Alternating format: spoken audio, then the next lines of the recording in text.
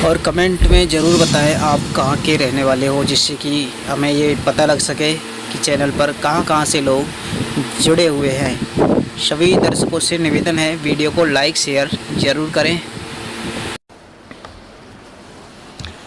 पंजा दस्त कबीर का सिर पर रखो हंस, यम किंकर चंपे नहीं तुमरा उधर जाएगा वंश। पंजा दस्त कबीर का सिर पर रखो हंस, जम किंकर चंपे नहीं उधर जाते है वंश।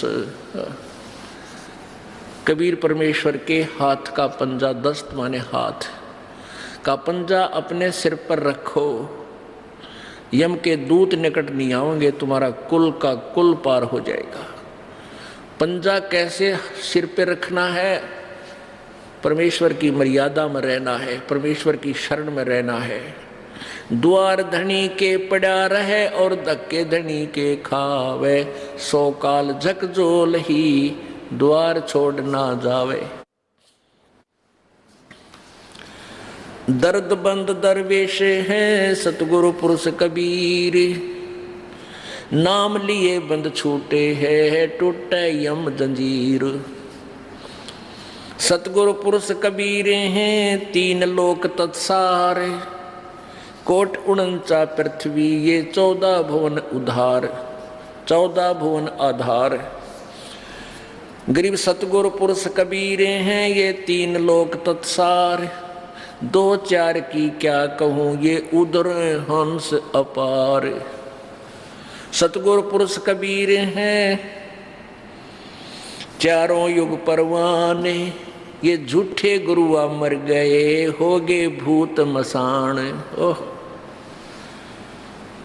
झूठे गुरु के आसरे कदे न उदरे जीव, सच्चा पुरुष कबीर है आदि परम गुरु पीव।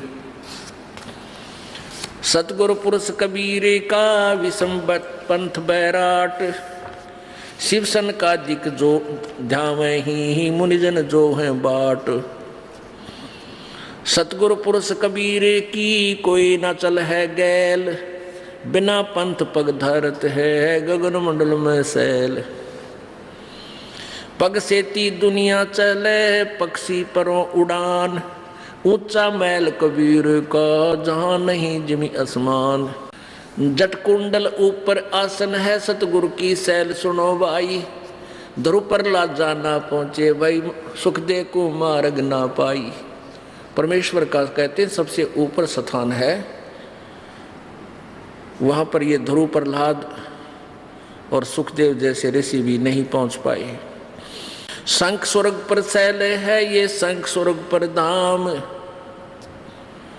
ऐसा अचरज देखिया वह बिना नीम का गाम।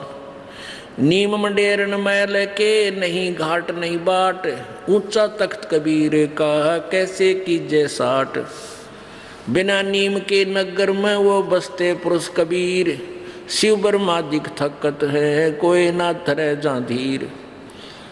लख लख योजन उड़त हैं ये सुर नर मुनिजन संत, ऊंचा धाम कबीर का कोई न पावे अंत।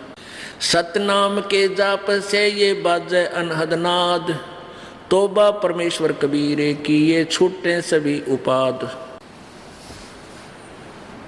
अब परमात्मा कबीर जी की महिमा आदरणीय गरीबदास साहिब जी कलम तोड़ लिख रहे हैं, क्योंकि उनको परमात्मा का साक्षात्कार हुआ। परमेश्वर स्वयं अपनी प्यारी आत्मा को आकर मिले, सतलोक से चलकर आए छुड़ानी गांव जिला झज्जर हरियाणा में, और वहाँ से उनको सतलोक लेकर गए ब्रह्मा विष्णु महेश, और यहाँ के 2 न्यायाधीश है धर्मराज, उसके लोग को सब व्यवस्था दिखाई और फिर उस आत्मा को वापस छोड़ दिया। उस प्यारी आत्मा ने आंखों देखा परमेश्वर का हाल कैसे लिखा।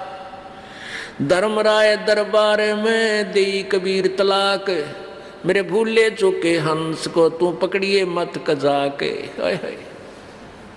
पुण्यात्माओं, इतने समर्थ है हमारे भगवान कबीर जी।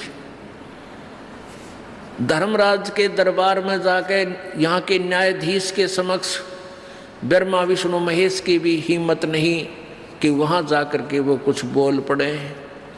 और पूर्ण परमात्मा कबीर जी अपनी प्यारी आत्मा गरीबदास जी को साथ लेकर के धर्मराज के दरबार में गए, जहाँ सभी जीवों का नेक्स्ट जीवन निर्धारित होता है। और जो ही परमेश्वर वहाँ पहुँचे, एकदम धर्मराज कुर्सी छोड़ कर खड़ा हो गया, आसन को सिंहासन त्याग कर खड़ा हो गया और नतमस्तक हो गया। ये आध्यात्मिक मार्ग है पुण्यात्माओं।